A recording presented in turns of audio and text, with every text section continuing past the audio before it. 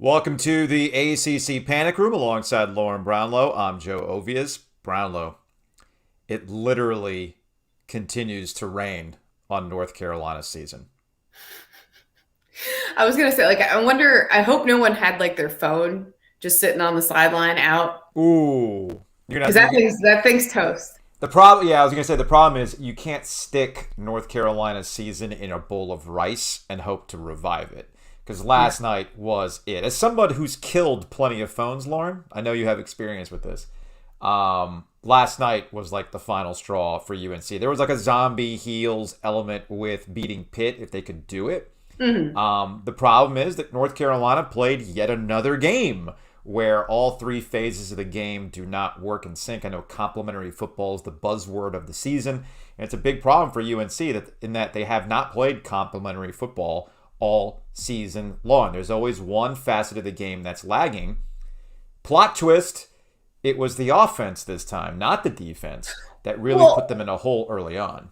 Low key, like that's been an issue, especially on the road for them all year. Yeah. When you look at their worst offensive performances, that's where they have all come. And I was like breaking down the numbers for my GIF previews, and I was just like, this is staggering. Like, I think the Notre Dame game maybe made some of us think, including me, that like, okay, that was a road game. That's the toughest road game they've played all year. Still probably true. Like, why? If they play well in that game, maybe they're figuring things out offensively.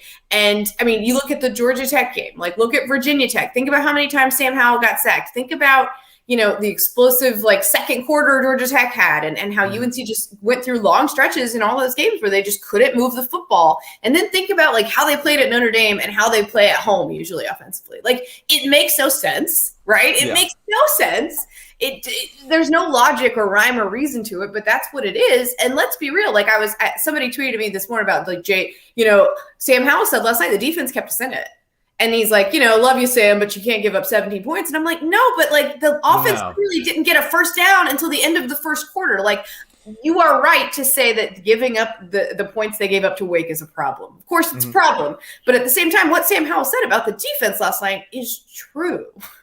Yeah, the defense put him in position to make plays. It just didn't do it. I mean, right out of the gate, the defense steps up and stops Pitt on a 4th and goal. They get the ball back, and then the offensive line lets them down. They have to punt out of their own end zone. That sets up the touchdown. The defense steps up in the second half. And yes, okay, North Carolina gets back in that game, but they always, this has been a consistency through the Mac Brown tenure with Sam Howell. They always have like a penalty that negates, like everything ends up being way too difficult than it needs to be. And that included the end sequence too. I know Mac Brown, after the game, talked about how he was talked out of going for it on 4th down. And they settled for the field goal, and they end up going to overtime and things like that. And he's like, had I known it was going to rain as much as it was going to rain in the overtime, I would have done things differently. Is that like the new "How I Known" that Butch said? Is that? Yeah, I get. Definitely better had I known. Had I known. You don't have anybody in the booth with a freaking radar app? See, okay. My husband, as you know, is from Florida. Yes. He has lots of experience. I'm also from Florida. You are as well. Yeah. He has lots of experience with rain, you two. As he sees it start to rain the way it was, he was like, at the end of regulation even, he was like, hey, and he was saying this, and I thought he was just kind of being hot takey. He's tired. He wants to go to bed. He's like, why wouldn't they just go for it? He's like, you're basically a 500 team. You're on the road. It's raining. He goes, I've seen this rain before. It's going to get worse. It's not going to get better. You're going to go to overtime. What makes you think, that you can, you know what I mean? Like, he's just like, just go for it. He's like, just try. He's like, what do you have to lose? Like, just get out of there. And then, of course, he cheap shotted me as a Panthers fan. He said, you're a Panthers fan. You know nothing good happens on a Thursday night. And I was like, I'm having good vibes. I'm good at my vibes. Wow, he's harshing your vibe. Just like I'm harshing your vibe with the Super Bowl 50 shirt. I get that. You got one of these, right? Everybody's got one of these? That's what I'm saying. Like, right? I got like 3 apps on my phone that tells me when it's going to rain. Okay. Is there like, do they have like, do staffs? I mean, I'm sure Alabama has this, right? But do other teams? I really want to know this. Like, do teams have a a coach whose responsibility it is to pay attention to that? Like, I really wonder that because I don't know. No, but I know there's communication issues when it comes to, like, you know, what you can message and things like that. Right. But there's no reason why somebody can't communicate to you, yo, the radar says it's going to rain.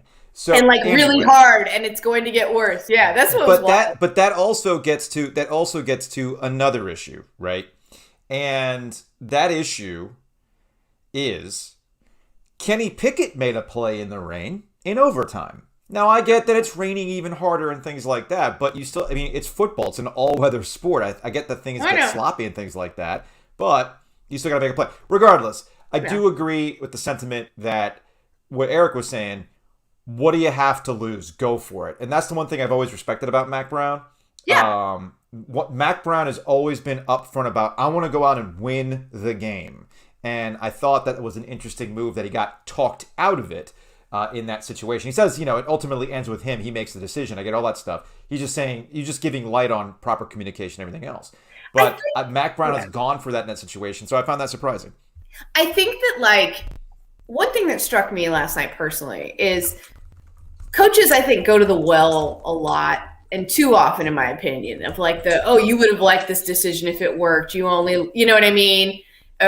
You would have loved it if it had worked, but it didn't work. So now it's getting second guessed. I think that they go to that well a little too much sometimes, but I kind of got that feeling personally on Twitter last night. Like, there were just some plays that I'm like, I couldn't help but think to myself, like, yeah, we can question that decision, but if it had worked, nobody would have been saying anything. Like, even from the fact that they targeted like Justin Olsen on that on a pass play late, everybody was like, why are you going to him? And I'm sitting here thinking, like, yeah, but like if Sam Howell hits him in stride and it's a touchdown, nobody's saying any of this. And I think the same, like the going for two decision. I didn't understand why people were questioning it at the time. And I had people in my mentions after the game saying, oh, well, look what happened. They would have, whatever, the game would have been different. And I'm like, yeah, but if the score's different, the game might be played differently by Pitt. Like, who even knows? You know what I mean? Like, so there's no way to know that. Like, if it's a 1-score game versus a 2-score game, maybe Pitt plays things different. I mean, we just don't know.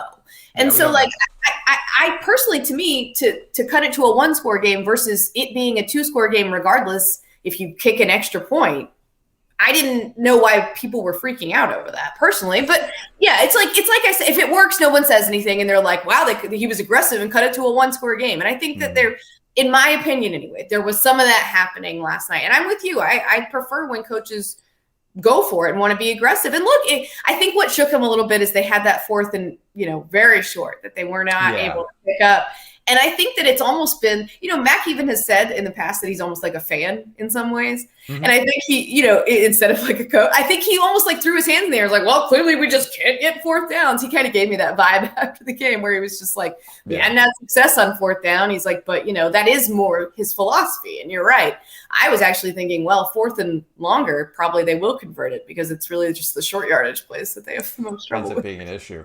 So North Carolina's season is toast in terms of the coasting. Yeah. I mean, there was, a win last night and some help. Somebody was asking me about that the other day, and I was like, "Are you serious?" And I looked at him. No, it was a thing. It was a thing, but they had to win, so that's eliminated now. And really, so here's the question for North Carolina: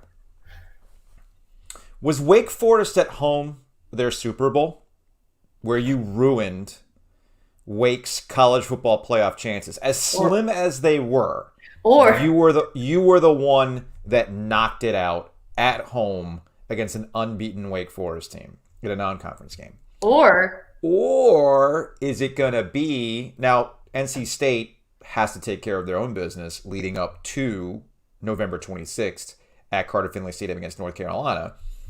But I would maintain, regardless of what NC State is playing for that day, whether it's, the Atlantic Division's wrapped up or whatever it is, you still, if you're Dave Doran, don't want to lose to that North Carolina team after they had all of the preseason hype, which you thumbed your nose at, and you spent a good chunk of this season talking about disrespect. Take care of it. That's why I think this game, regardless of the situations for both teams, is a must-win for NC State when we get to November 26th. And can you imagine, like, the fact that North Carolina currently winless on the road, has at times looked like abject garbage on the road. Can you imagine if that's their only road win of the year? God, that would just be the kind of dumb thing that would happen this season. Yeah.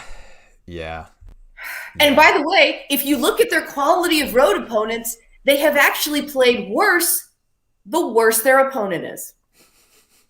Because that makes sense to everyone. Make it make sense, Lauren. Why are you like North Carolina? Why? I get it. You're fired up to play Notre Dame, but like you can go to Georgia Tech and play better and not lose by 20-some points. Like what? Why are you like? That's going to wrap it up for this edition of the ACC Panic Room. We'll see you Saturday night with Wake Forest, NC State. That's going to be an interesting game. We'll see you then.